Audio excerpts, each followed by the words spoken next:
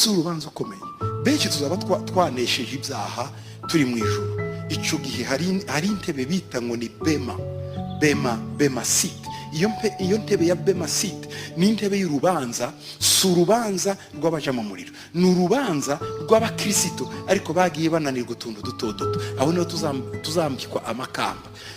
Uzarokoka uve mu muriro uje mu ijuru, ariko ugende nta kamba ufite kuko utabaye umurinzi mwiza. Shomeri bavuga ati okay, wari warashinzwe ibi n'ibi, ni gute warinze ubuzima bwawe?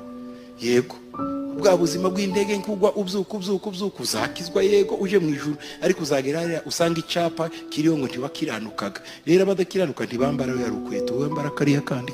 Benshi bazambara utuntu tumwe tumubona nyine n'abantu babaye mu mara ariko bari faible. Donc abandi nabo reka ndekera aho ngaho bambe mutantera amabuye nikobereza.